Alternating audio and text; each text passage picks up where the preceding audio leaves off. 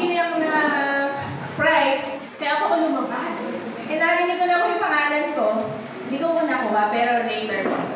Sige po. Sino po dito ang makakapagbibigay po ng acronym? Ano po ibig sabihin ng Pag-asa? Ito po ay isang ahensya ng gobyerno natin. Ang pangalan po ay Pag-asa at may acronym po ito. Ano po ibig sabihin nun? Sino? Sige, Jana. Ay, sorry, doon ako nakatingin, ha? Jana. Halika dito, halika dito. Ano ibig sabihin ng Pag-asa? Philippine Atmospheric Geophysical Astronomical Services Administration. Very good.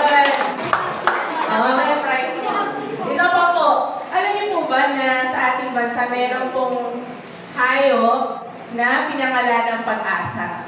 Anong uri po itong hayop na to? Ayan si Ate Merly. Agila. Agila. Tama po. Philippine Eagle. Wala na po kung alam kung sa Pag-asa baka may kilala po kayo pangalan ng Pag-asa. Si Doktora Pag-asa. Sayang hindi ko na-interview para ano po. Sige po, salamat po sa Panginoon. At ano nga po ba itong Pag-asa na pag-uusapan po natin ngayong umaga? So ayon po sa kahulugan dito po, yung sa word definition, na ang Pag-asa po ay ang pagnanais po natin na mangyari, ang ating inaasahang mangyari. At madalas po ang pinapatukuyan po dito ay yung mga inaasahan po natin dito po sa lupa. Halimbawa po ay pag-asa po na yumaman. Meron po ba? Pag-asang yumaman. Pag-asang makaahon sa hirap. Pag-asang gumaling sa karamdaman. Pag-asang mabuo ang relasyon. Pag-asang makatapos ng pag-aaral. At meron pa po ba pag-asang manalo sa loto? Wala po ba? Akala ko meron po, no? So, ngunit, paano po kung biguin tayo ng pag-asang ito? Ano po ba ang mararamdaman natin? Kaya po madami po, iba-ibang damdamin ng pag nabigo ka sa pag-asang ito, nabigo ka sa love life, akala mo siya na yung the one, pero hindi pala.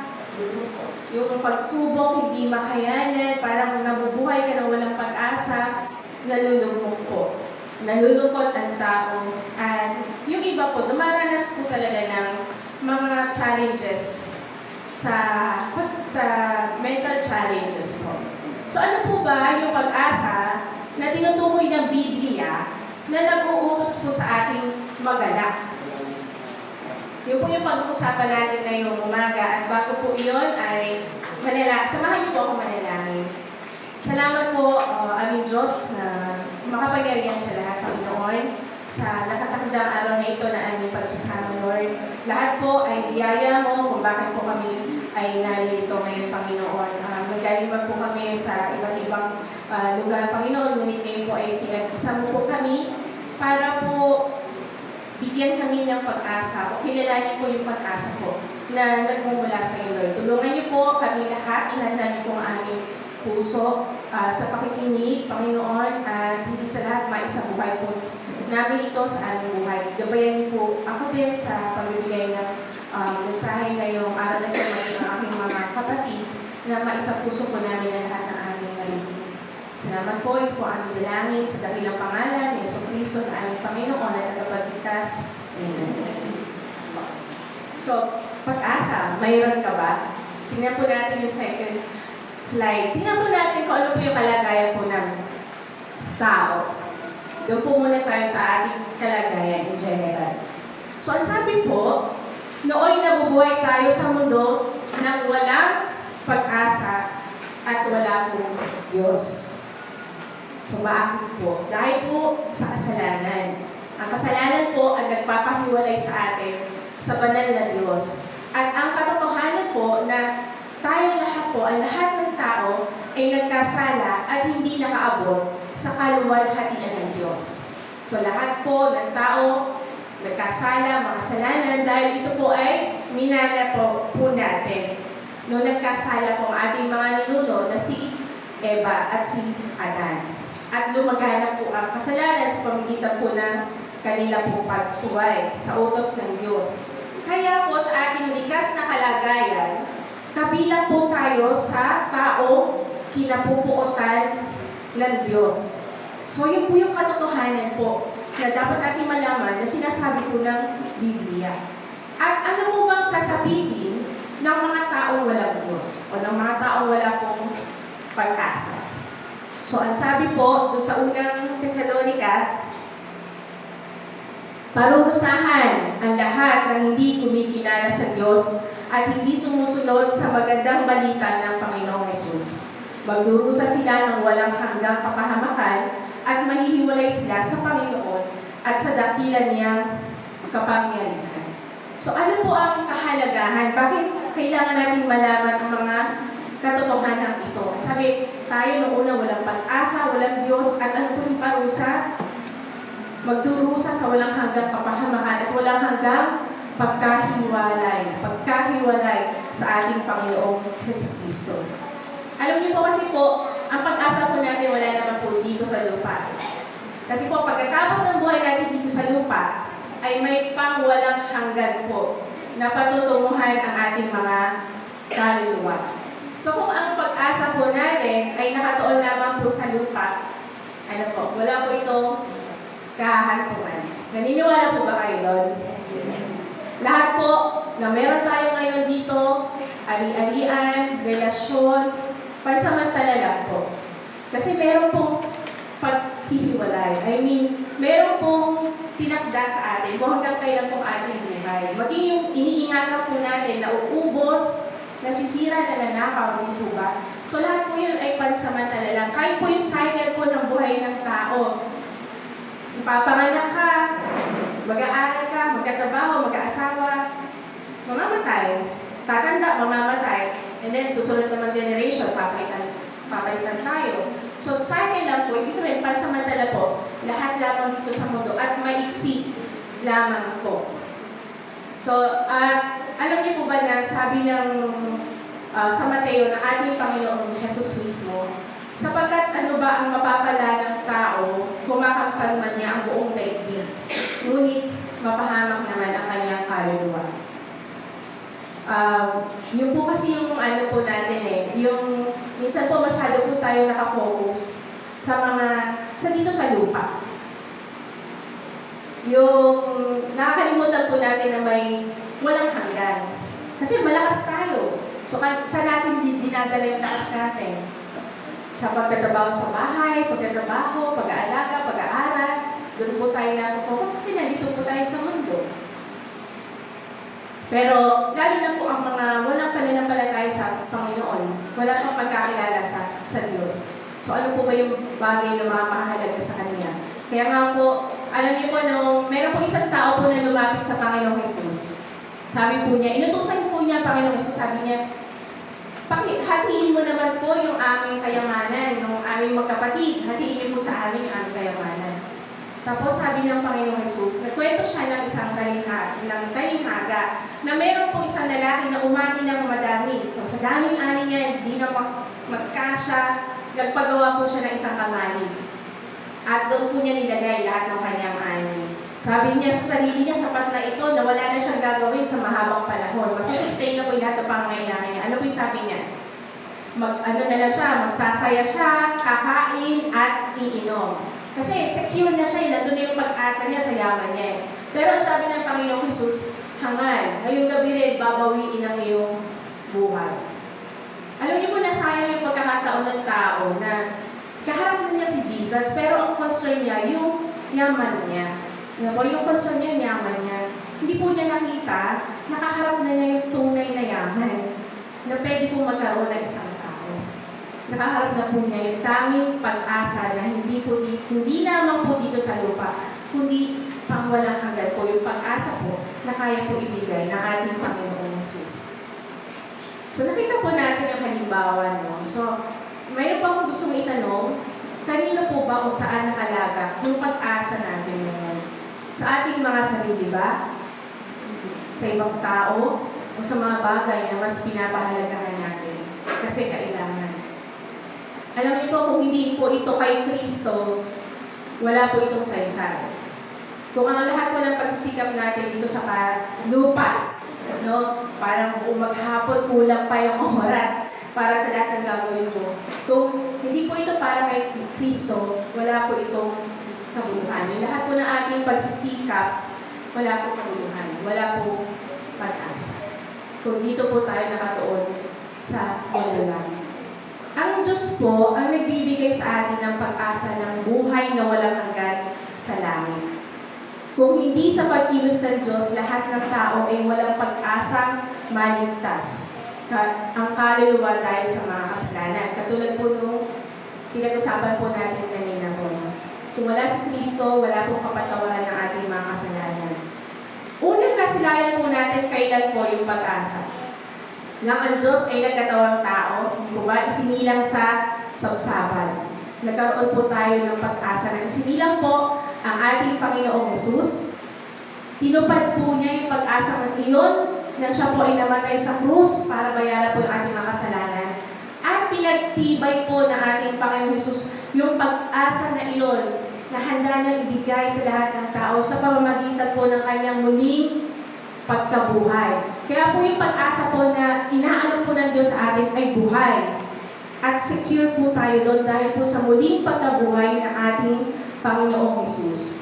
So kaya po yung pag-asa po na pinag-uusapan natin ngayong umaga, ito po yung pag-asa na nagkaroon po ng bagong kahulugan sa pamamagitan po ng Diyos na pinagmumulan po ng tunay na pag-asa. At ito po ang nagdudulot ng kagalakan.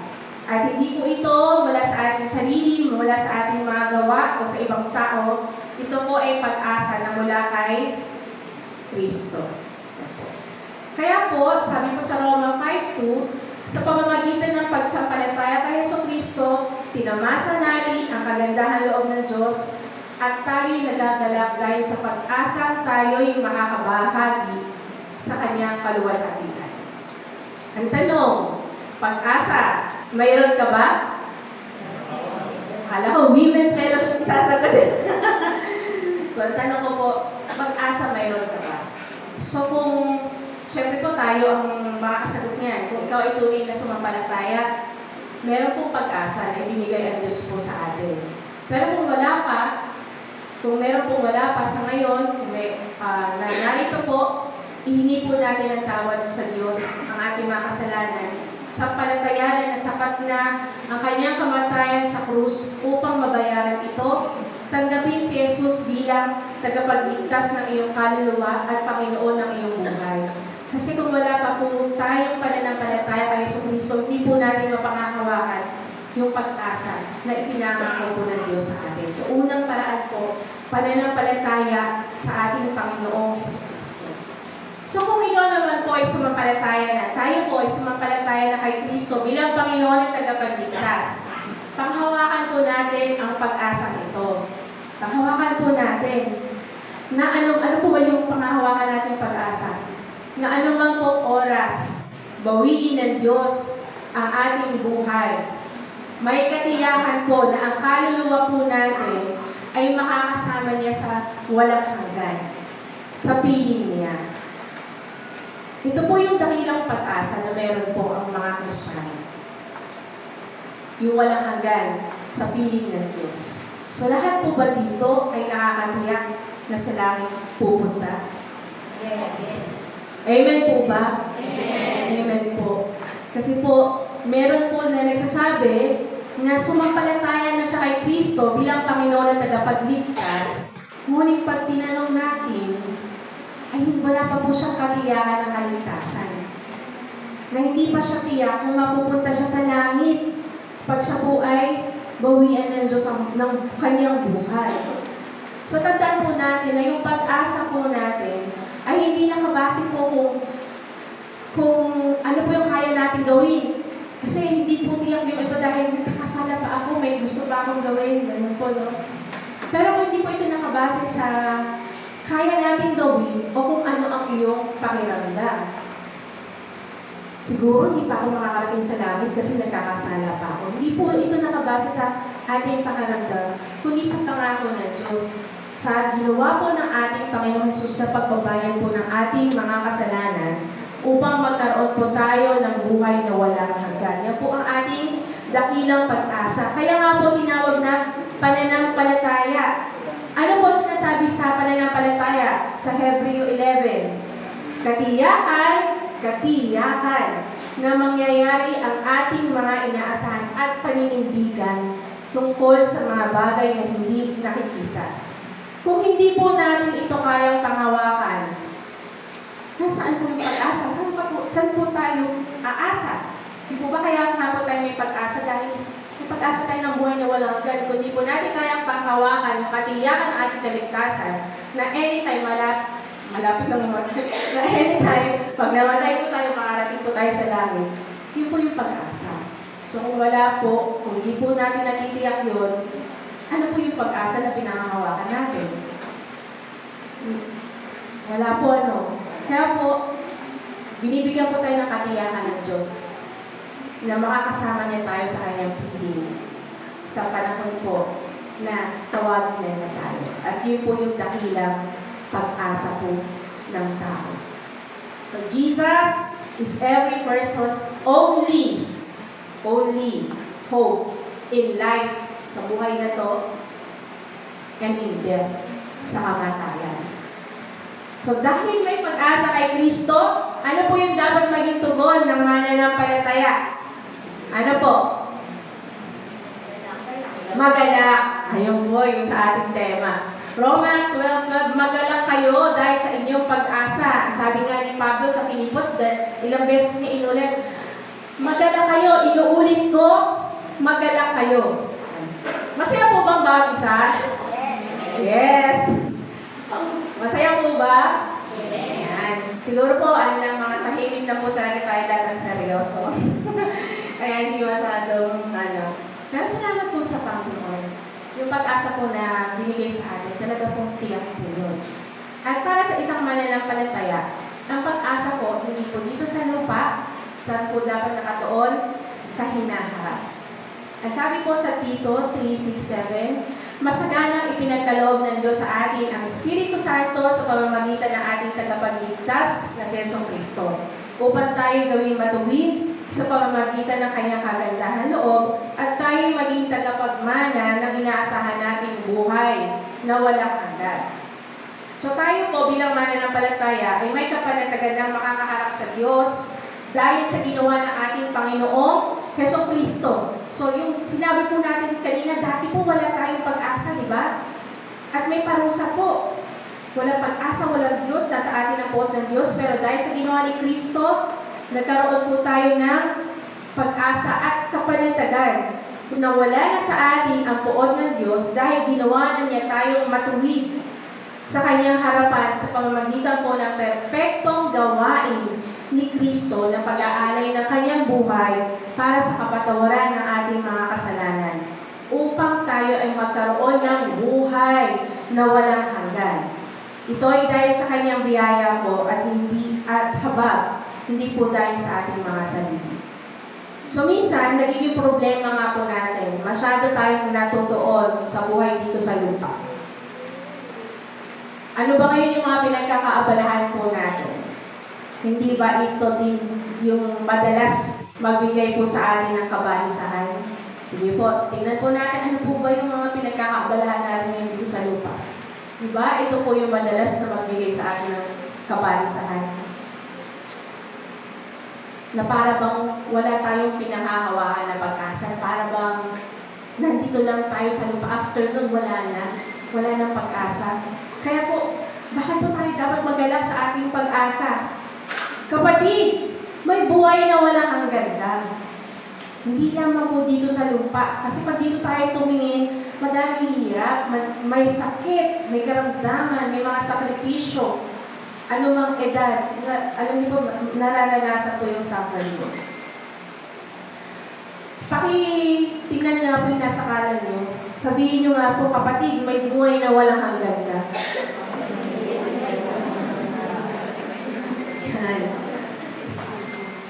Mag-sink in po sa atin na may buhay tayo na walang hanggan para magkaroon po tayo ng pag-asa na hindi lamang po dito sa lupa yung lahat po ng ating ginagawa.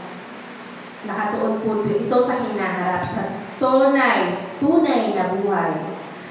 Kasi po ang lahat po ng nararanasan natin dito ay maiksi lang. Naniniwala po kayo doon? Di natin alam kung hanggang kailan. Kahit po umabot ka ng 100 years old, maiksi lang po iyan kumpara sa walang hanggang kasama si Kristo. Kaya, pagtiisan po natin, magtiis po tayo, kasi may buhay na walang hanggan. Pagtiisan mo yung kapitbahay mo. Pagtiisan mo yung kaaway mo.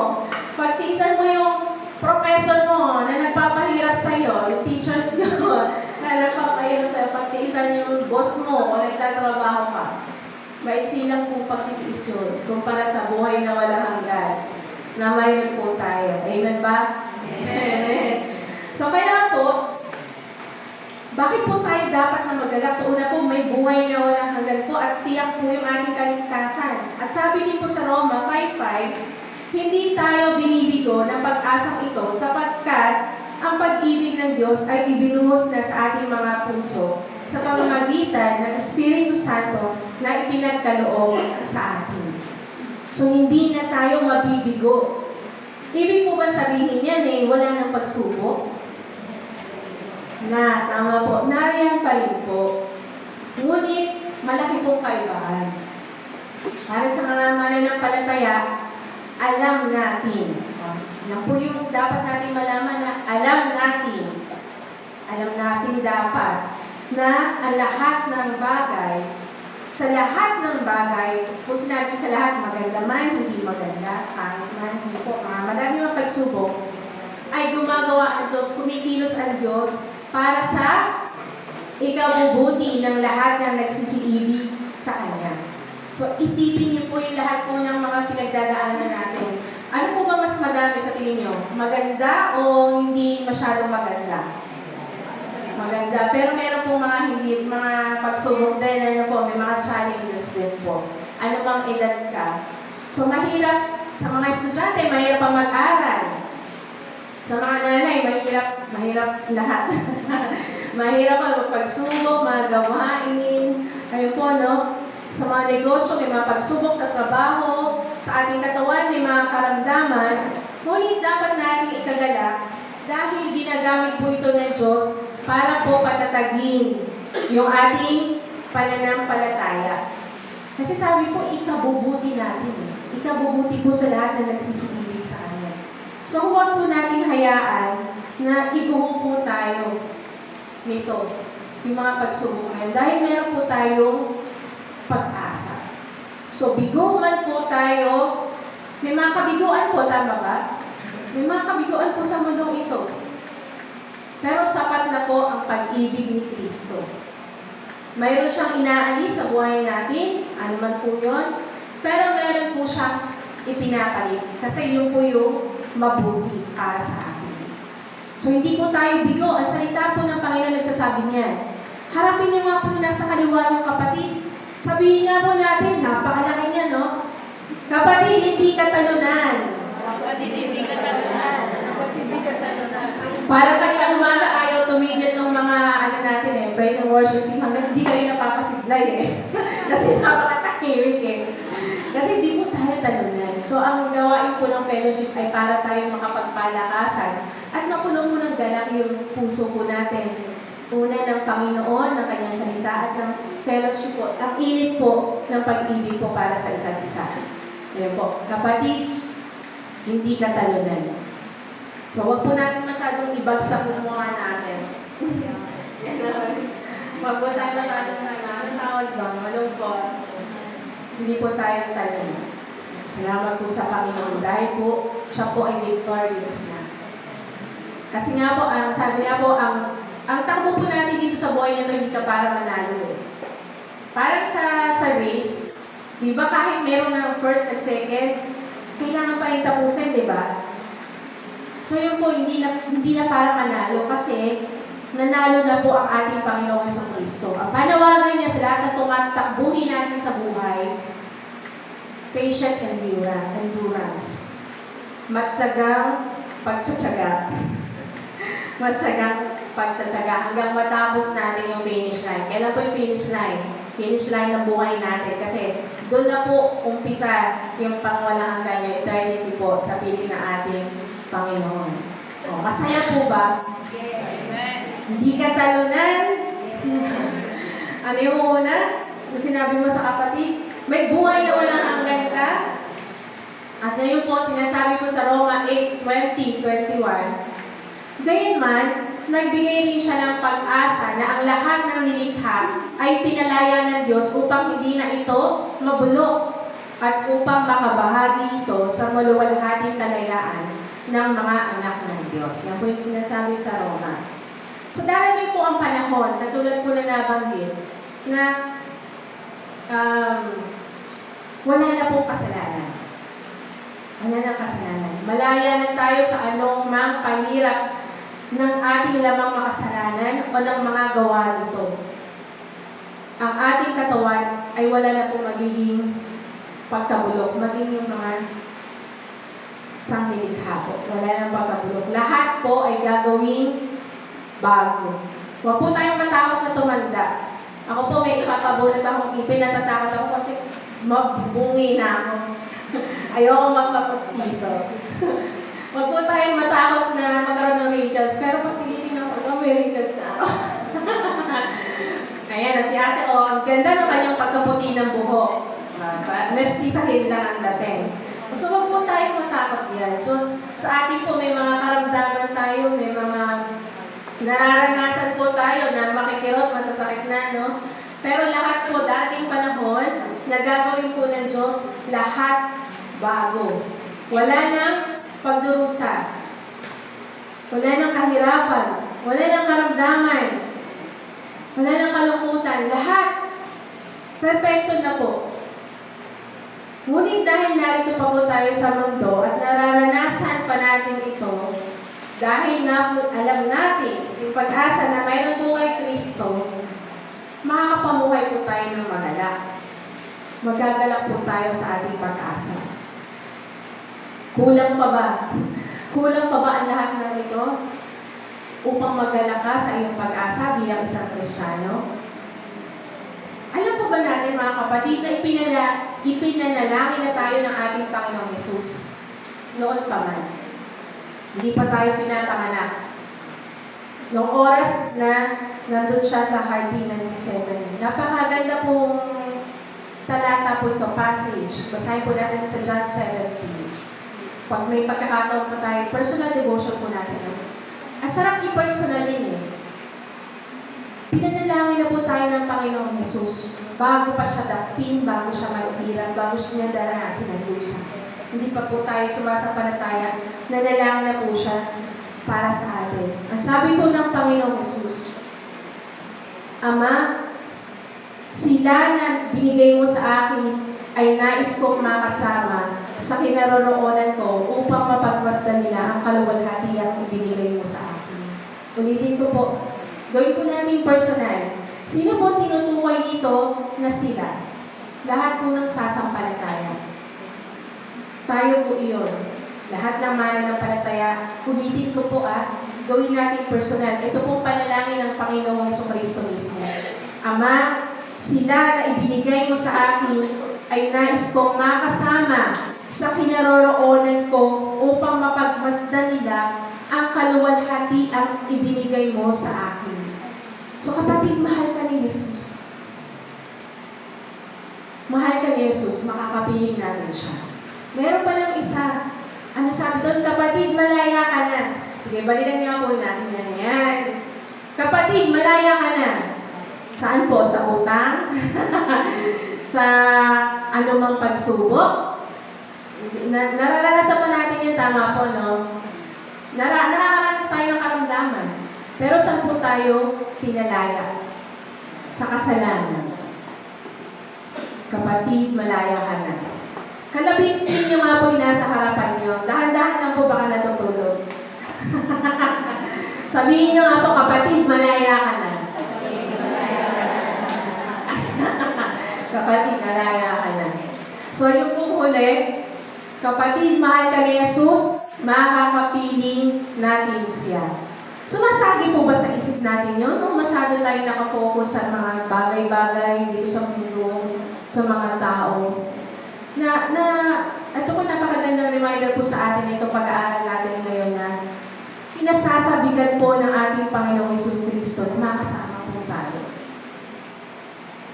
Di ba napaka-sweet? Hindi po tayo inaalis ng Panginoong Jesus sa kanyang isipan. Kasi perfecto po yung pag-ibig na ibinigay sa atin. Pero tayo po ba naiisip natin si Kristo sa buhay natin? O dumadaan po yung buong maghapon na sa iba po tayo na ating o nakafocus? Ano po kaya mararamdaman ng Panginoon ng gustong-gusto na niya tayong makasama pero hindi natin siya naiisip? Ano po, no?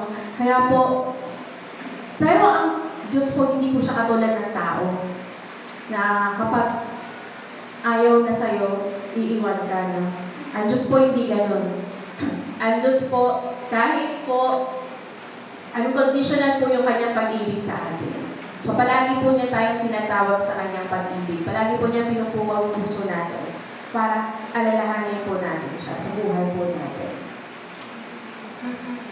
So, dahil po may kagalakan ng pag-asa, magalakas sa iyong pag-asa, yung susunod po na utos sa atin, magtiyaga kayo sa inyong kapighatian.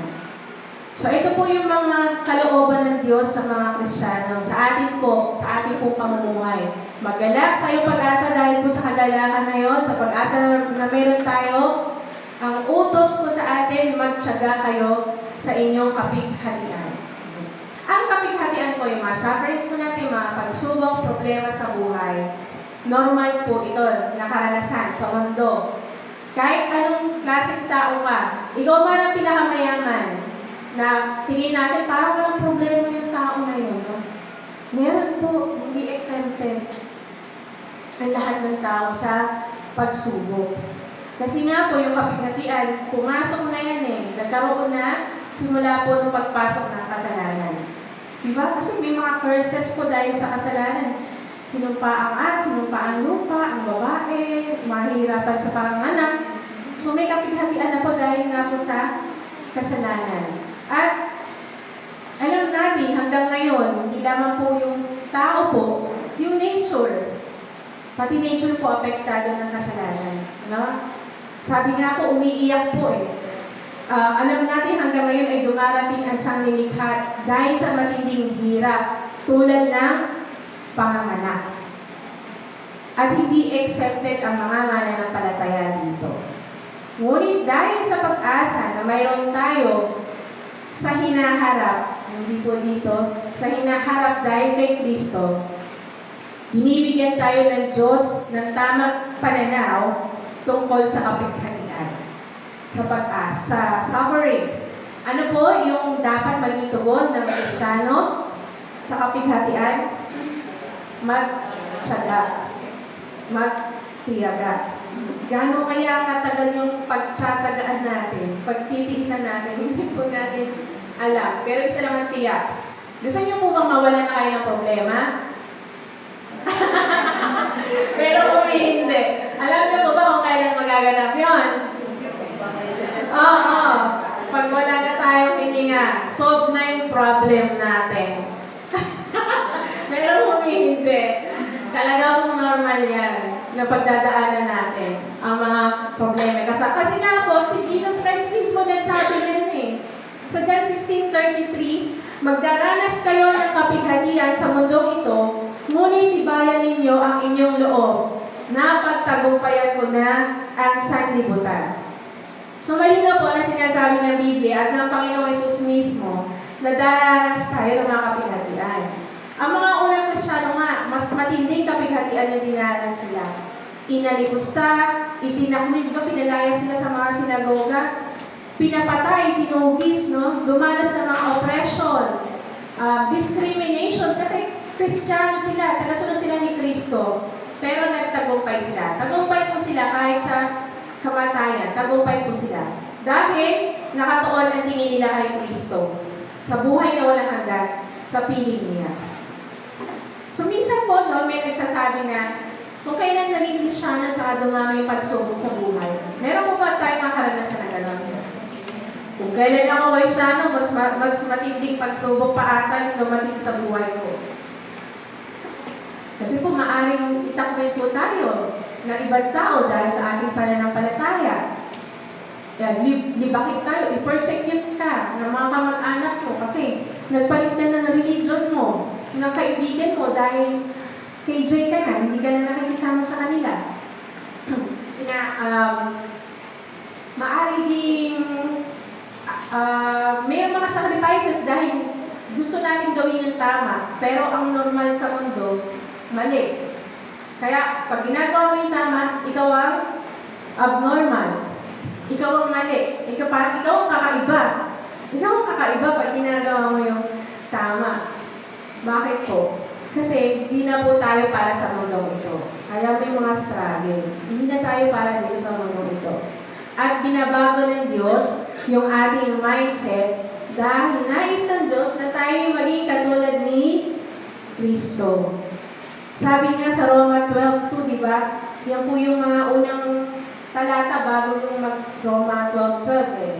Huwag na kayong makiayon sa takbo ng mundong ito. Sa halip, hayaan ninyong baguhin ng Diyos ang inyong pag-iisip upang maunawaan natin ang kanyang kalooban. Kaya nga mga kapatid, magtiyaga kayo hanggang sa pagdating ng kailan po? Pagdating ng Panginoon. So, ang pagtiyaga po sa buhay ng isang Kristiyano po, nagbubunga po yan. Dahil po sa ating pag-asa. Kasi po dito po, madalas mabigo tayo sa ating pag-asa. Umasa ka sa tao, bibiguin ka din, no? Umasa ka sa bagay, bibiguin ka niya. Malaki ang possibility na mabigo po tayo. Pero, yung pag-asa po natin sa buhay natin, sa ating pagtiyaga, magbubunga po iyan. Dahil ang panandalian po kapighatian din naranas natin ngayon ay magbubunga ng kagalakan pangwalang hanggan. Walang katulad. So, ang sabi nga po sa unang Pedro 5:10, pagkatapos ninyong magtigi sa loob ng maiksing panahon, ang Diyos na siyang pinagagalingan ng lahat ng pagpapala, ang siyang magbibigay sa inyo ng kagalingan, katatagan at lakas ng loob at isang pundasyong di natitinag. Siya ang tumawag sa inyo upang makibahagi kayo sa kanyang walang hanggang kaluwalhatian kasama ni Kristo. So katulad nga po ng sinabi ko po kanina, ang takbuhin po natin dito ay hindi upang manalo dahil nagtagumpay na ang ating Panginoong Hesus. Ang panawagan po sa atin ngayon ay matyagang tapusin ang takbuhin ng buhay ito dahil sa lupa, dahil sa dakilang pag-asa na mayroon tayo dahil kay Kristo. Di po ba yung, minsan po yung mga nagpapakamatay kasi nawawalan sila ng pag-asa. Hindi na nila nakakayanan yung buhay dito sa lupa. Ang Diyos po ang nagbigay po sa atin ng pag-asa para po mapagtsagaan po natin ang buhay po natin dito sa lupa na may kagalakan po dahil kay Kristo. Matyaga po natin tapusin ang takbuhin ng buhay dito sa lupa dahil sa dakilang pag-asa or blessed hope na mayroon tayo dahil kay Kristo. May kapighatian po. Hindi po mawawala yan. Yan nga po, diba? Pag Kristyano, parang mas dumami pa, no? Hindi mawawala yan. Ngunit, sana po mas maging kapansin-pansin po sa atin na yung kagalakan bilang mga mananampalataya. Di po ba, totoo po ito na ang isang mananampalataya po ay puno-puno ng pagsubok, maaliwalas pa rin po ang mukha. Tingnan niyo ang pagkatabi niyo. Pag po hindi maaliwalas yan, baka napakadaming pagsubok. Tingnan niyo ang pagkatabi niyo kung maaliwalas ang pagmumukha. Baka dumating dito. Ay, ako! Ano po? So, maaliwalas po ang mukha. Kasi po dahil may pag-asa po tayo. Di ba? Maganda po ang mga kababaihan ng Panginoon. Amen ba? Amen! Dahil sa pag-asa na mayroon po tayo kay Kristo. Ang sabi nga po sa awit 62:1-2, hindi ko po ata na ilagay dyan. Tanging, sabi po, nung sumulat, tanging sa Diyos lamang ako ay aasa, ang kaligtasan ay nagbubuhat sa Kanya. Tanging siya lamang ang tagapagligtas, tagapagtanggol ko at aking kalasag, aking antagumpay sa lahat ng oras. Awit 62 verses 1 and 2. So kapatid, ano yung sabi? Ano daw po? Pakilakasan nga po. Kayo po ba nakahandang magtiis ngayong araw sa fellowship natin? May mga lakad. Konting tiis na lang natin. Inagahan ko para makasama ka sa mensahe.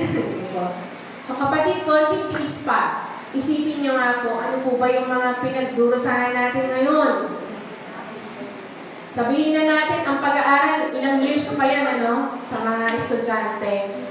Pero, maiksi na lang yan. Konting tiis pa. O mga estudyante, sige po, mga nanay, makisigaw nga po sa mga estudyante, konting tiis pa. O mga estudyante, pakisabi nga po sa mga nanay, konting tiis pa. Konting tiis pa.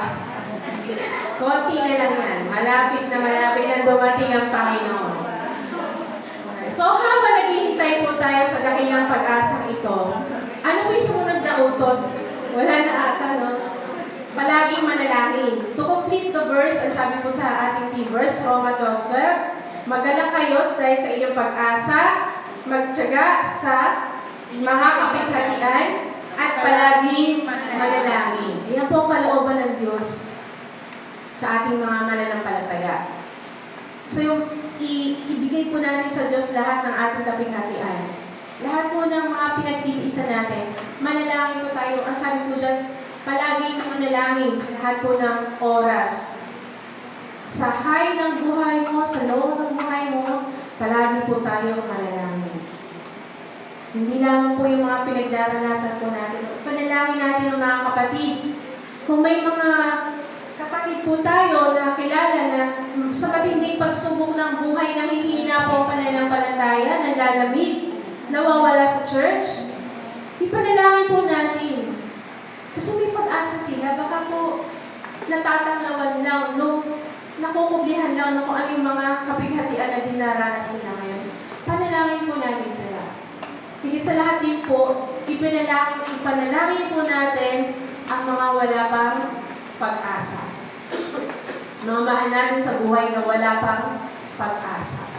Katulad po ng naranasan natin, naranasan yung kanina sa unang bahagi po ng ating pag-aaral.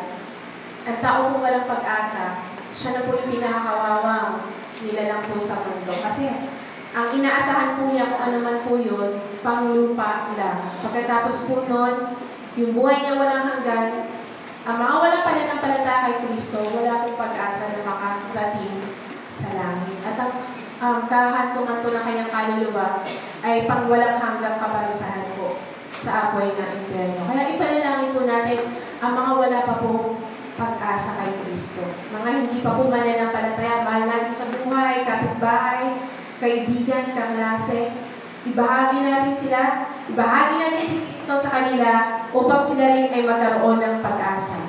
Kaya pag-asa mayroon ka ba? Kung gayon, magalak ka.